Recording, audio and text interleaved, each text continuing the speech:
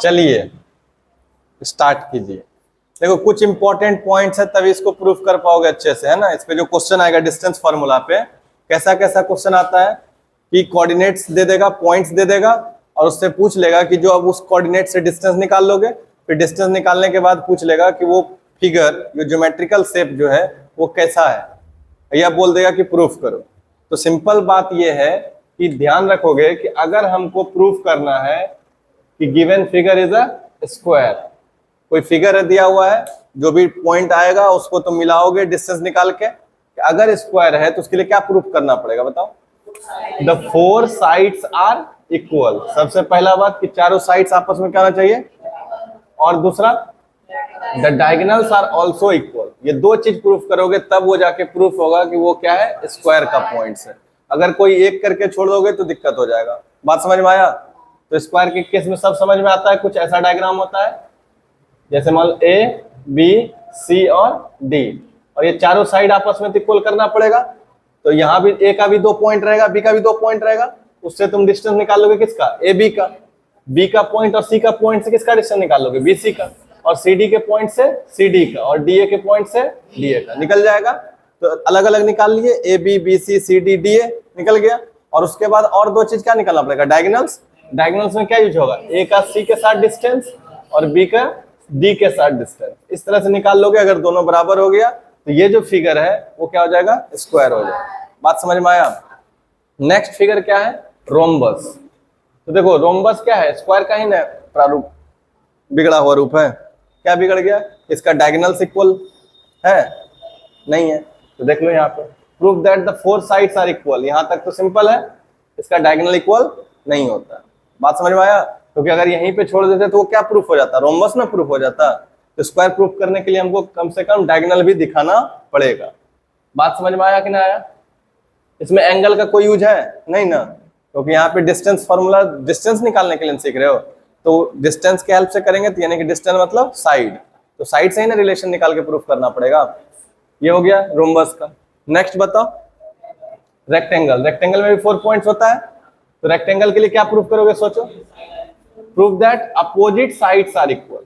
Rectangle के case में आता है ना क्या, अपोजिट साइड्स आर, जैसे सपोज अगर हम ये रेक्टेंगल बना लिए तो नाम क्या रखोगे, A B C D. Opposite side कौन सा होगा बताना, ए बी हो गया एक साइड, ए बी का अपोजिट कौन हो गया, डी सी।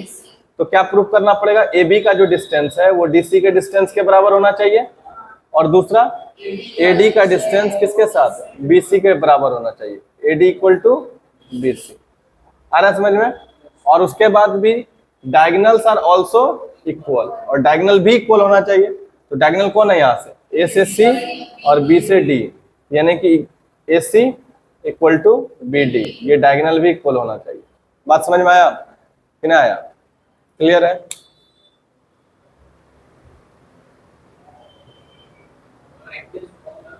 चलो नेक्स्ट बढ़े, पैरेललोग्राम में आ जाओ। कौन सा नेक्स्ट है, पैरेललोग्राम में क्या प्रूफ करना है बताओ। कोई भी 4 पॉइंट्स दिया हुआ है, प्रूफ करना है पैरेललोग्राम, तो क्या प्रूफ करोगे, the opposite sides are equal. सिर्फ अपोजिट साइड्स आर इक्वल कर दिए तो पैरेललोग्राम, और डायगोनल भी इक्वल हो गया तो रेक्टेंगल। नहीं समझ में आ रहा है? इसी से पैरेललोग्राम से क्या बना है, रेक्टेंगल, और रोम्बस से क्या बन गया, स्क्वायर। नहीं बन गया? नेक्स्ट बताओ। अब 5वां पॉइंट प्रूफ करने के लिए दे सकता है कि parallelogram but not a rectangle.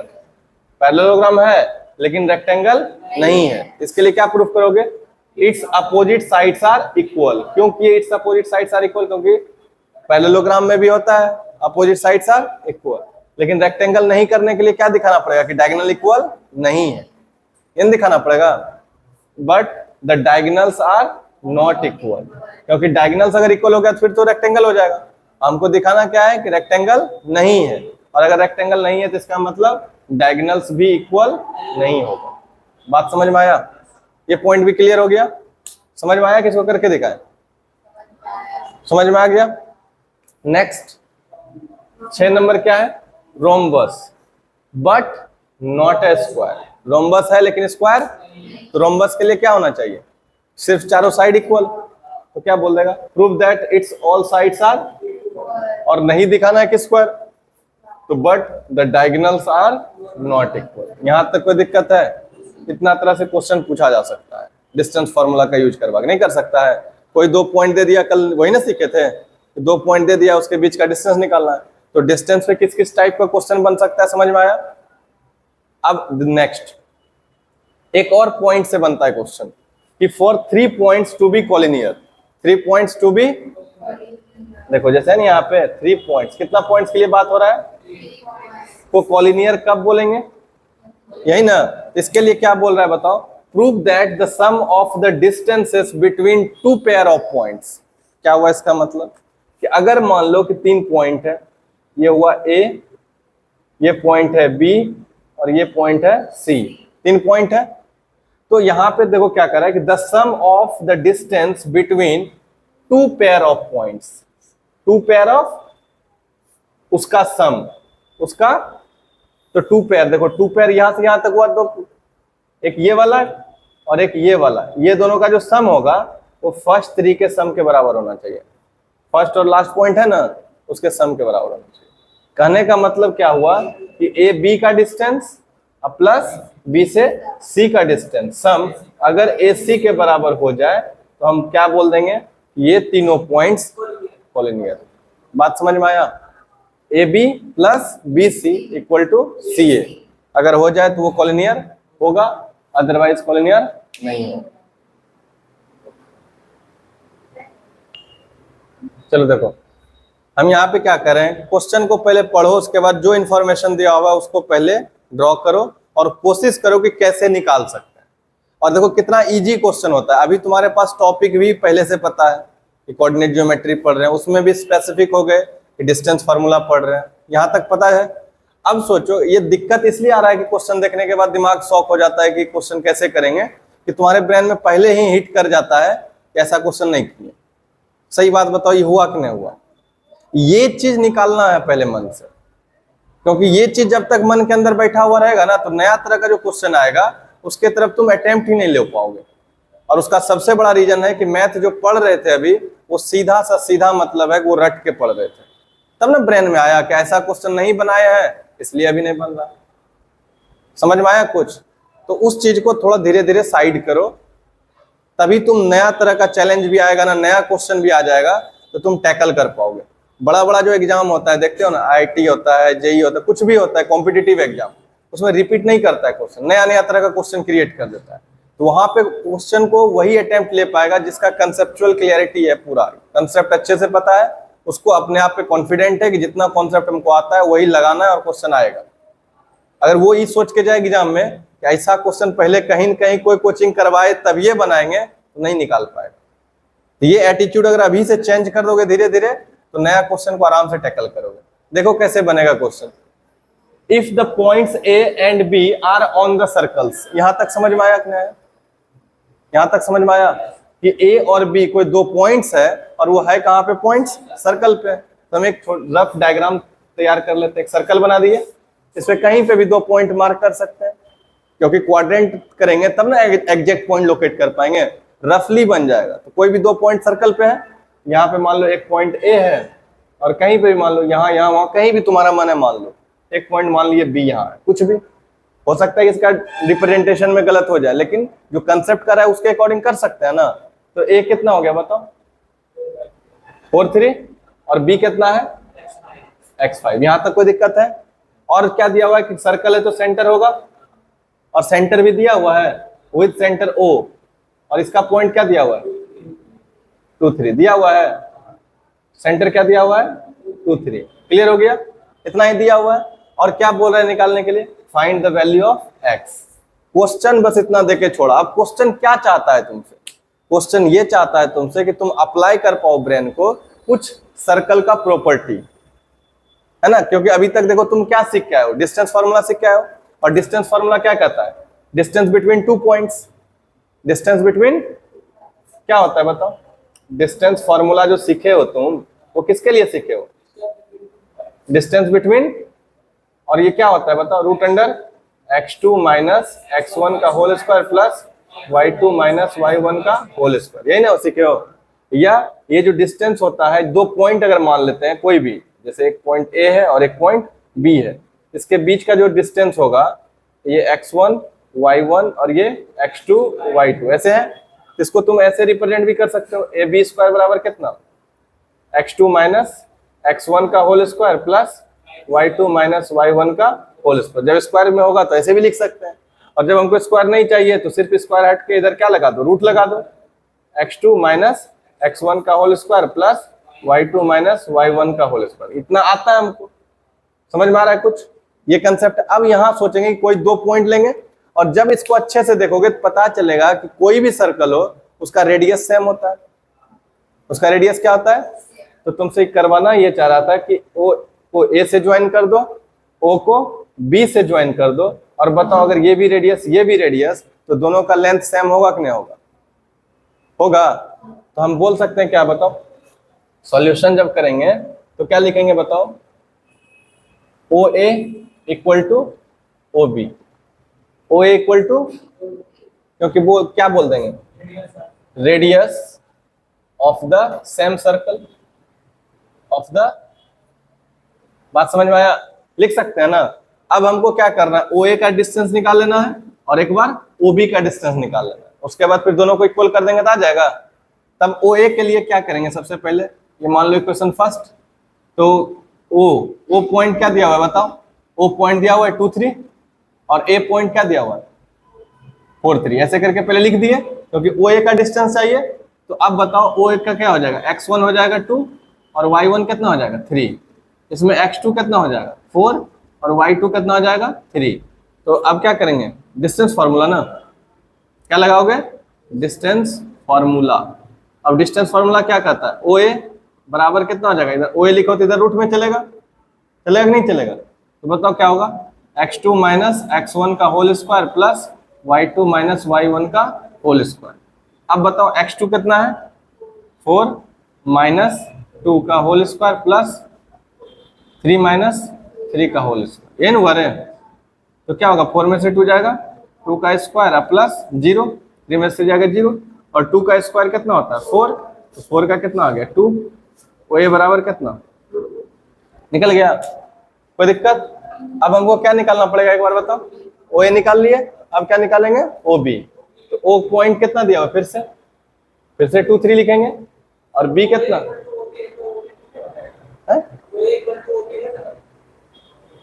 कैसे हो जाएगा, इसमें देखो तेगुम एक्स है, पॉइंट कैसे डायरेक्ट लिखते होगा, तो उतने तब ना ही बराबर किए हैं, ओ ए जो है ओ बी के बराबर है तब ना दोनों को बराबर करेंगे।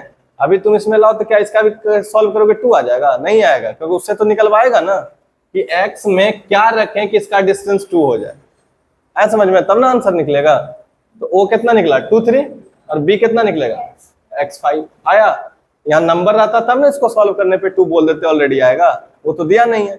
इसमें क्या करेंगे फटाफट बताओ, x1 कितना लोगे 2 और y1 कितना लोगे 3, इसमें x2 कितना हो गया x और y2 कितना हो गया 5, फिर से क्या लगाओगे, डिस्टेंस फार्मूला।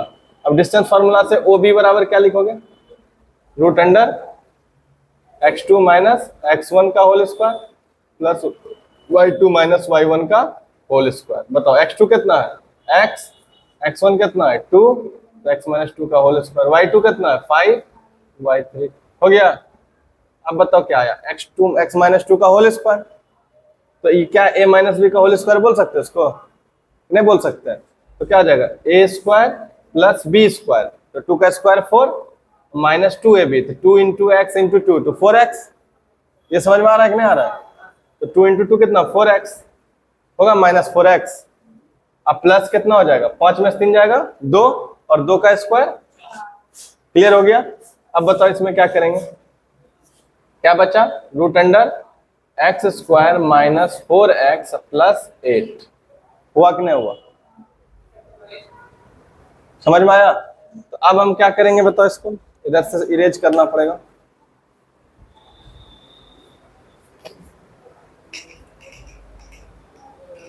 अब बोलो क्या करेंगे, अब हमको बोल सकते हैं क्या कि ओ ए और ओ बी दोनों का निकल गया वैल्यू, निकल गया, और फ्रॉम इक्वेशन फर्स्ट कर सकते हैं क्योंकि radius of the same circle है ना। तो ओ ए बराबर क्या करना है हमको, ओ बी, ओ ए कितना निकला बताओ 2 और ओ बी कितना निकला root under x square minus 4x plus 8, यहां से रूट हटाना है तो स्क्वायरिंग करेंगे both side, squaring both side तो रूट हो जाएगा कैंसिल, तो 2 का स्क्वायर कितना हो गया 4, और इधर से रूट खत्म तो क्या बचा x square minus 4x plus 8। यहां से सॉल्व करो तब हम करेंगे, करो। देखो यहां तक समझ में आ गया, इतना टाइम ले रहे हो ना, देखना अभी इसको हम कितना सेकंड में खत्म कर देंगे क्वेश्चन को, अभी तुम लोग भी कर दोगे, पहले इसको समझ लो लॉन्ग में क्या है। यहाँ पे बताओ क्या होगा, इसको हम इधर लिख सकते हैं, बताओ LHS और RHS तो सेम है, तो क्या होगा बताओ, इधर 0 इक्वल टू कितना x square minus 4x plus 8, और ये प्लस 4 गया कितना -4, तो 0 बराबर कितना हो जाएगा x square minus 4x plus 4 हो गया। यानी कि अब हमको सॉल्व किसको करना है, इस क्वाड्रेटिक इक्वेशन को, किसको सॉल्व करना है, इस क्वाड्रेटिक इक्वेशन को। यहाँ पे सॉल्व करते हैं, बताओ पहला इक्वेशन क्या है, x square minus 4x plus 4 equal to 0, cover कर रहा है ये, और ना देखो इसको फैक्टराइज करोगे तो कितना होगा 4 1 जा 4, यानी कि 4 को स्प्लिट करने पे 2 2 का पेयर बन रहा है, तो क्या हो जाएगा x square minus 2x plus 4 equal to 0, तो x कॉमन ले लो तो x माइनस 2 कॉमन ले लो तो x माइनस 2 इक्वल टू 0, तो x माइनस 2 कॉमन ले लेंगे, तो x माइनस 2 जैसे ही कॉमन लेते इसमें x बचा और यहाँ -2 बचा, तो क्या हो गया x माइनस 2 इक्वल टू 0 और x माइनस 2 इक्वल टू 0, यानी कि x का वैल्यू 2 ही आया ना, बात समझ में आया, कोई दिक्कत, तो हेंस x का वैल्यू कितना हो जाएगा x इक्वल टू 2 आया ना। तो लग रहा है ये तो पूरा प्रोसेस से बताए, जब तुम समझ जाओगे अच्छे से इतना मेहनत भी नहीं करना पड़ेगा। इसका एक और कैलकुलेशन का एस्पेक्ट दिखाते हैं, पहले ये करो,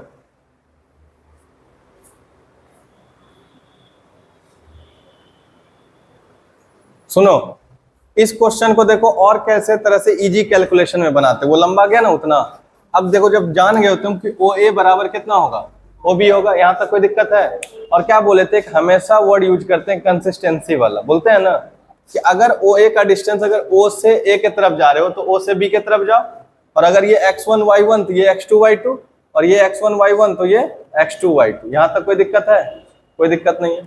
चलो तो OA बराबर बताना तो क्या होगा, अगर OA बराबर लिखना चाहें तो हम क्या लिखेंगे बताओ, पहले formula x2 minus plus solve करते चलते हैं, यहाँ पे क्या लिखेंगे इसके नीचे बताओ, x2 माइनस x1 का whole square plus y2 minus y1 का, इधर y OB के लिए क्या लिखोगे फिर वही फॉर्मूला x2 माइनस x1 और फिर y2 माइनस y1 का होल स्क्वायर, यहाँ तक कोई दिक्कत है नहीं ना। अब सोच के बताओ यहाँ पे तुमको क्या मान के चले हो बताओ, इसको माने हो x1 y1 किसके लिए OA के लिए माने है ना, तो ये क्या हो जाएगा बताओ x2 y2, और इधर वाला ये क्या हो जाएगा x2 y2, होगा या नहीं होगा। अब इस पे बैठाओ तो थोड़ा, OA के लिए ना x1 बताओ, x2 कितना है 4 और x1 कितना है ये ना 4 माइनस 2 का होल स्क्वायर और फिर 3 माइनस 3 का हो गया, और इधर कितना होगा बताओ, ये किसके लिए है OB के लिए, तो OB के लिए x1 और x2 है, x2 कितना है x और माइनस x1 कितना है 2 का होल स्क्वायर, y2 कितना है 5 माइनस 3 का होल स्क्वायर, लिख दिए। अब बताओ ये कितना बचेगा 2 का स्क्वायर प्लस 0 इक्वल टू कितना x माइनस 2 का होल स्क्वायर प्लस 2 का स्क्वायर आ रहा है। अब हम इसको अगर शॉर्ट में लिखें तो क्या होगा, देखो यहाँ पे ये 4 बचा और इधर रूट करोगे सॉल्व तो क्या होगा x माइनस 2 का होल स्क्वायर प्लस 4। यहाँ से कुछ नोटिस कर रहे हैं, बताओ क्या नोटिस कर रहे हैं कि यहाँ भी 4 और यहाँ भी 4, अगर रूट खत्म तो 4 भी खत्म, कैलकुलेशन इजी हो जाएगा नहीं हो जाएगा, हम यहीं पे स्क्वायरिंग बोथ साइड कर देते हैं, तो क्या हो जाएगा बताओ स्क्वायरिंग बोथ साइड, अगर स्क्वायर दोनों साइड किए तो क्या होगा 4 बचा और इधर x माइनस 2 का होल स्क्वायर प्लस 4 और ये प्लस 4 इधर आएगा 4 minus 4 equal to x minus 2 का होल स्क्वायर। यहाँ तक समझ में आया, तो क्या हो गया ये 0 बराबर कितना x माइनस 2 का, क्या इसी बात को हम लिख सकते हैं x माइनस 2 का होल स्क्वायर इक्वल टू 0, तो क्या x माइनस 2 बराबर भी 0, स्क्वायर रूट उधर जाएगा, रूट 0 पे तो 0 ही कर देता है ना सबको, 0 पे इसका पावर जाएगा, कुछ भी 0 पे पावर जाए तो 0 ही दे देगा, यहाँ क्या बचा सिर्फ x माइनस 2, तो x बराबर कितना कितना सेकंड का क्वेश्चन था, समझ में आया? तो थोड़ा विजन होना चाहिए देखने के लिए, तब ना। अब वहां putting the value getting the result चलेगा तो यही ना होगा।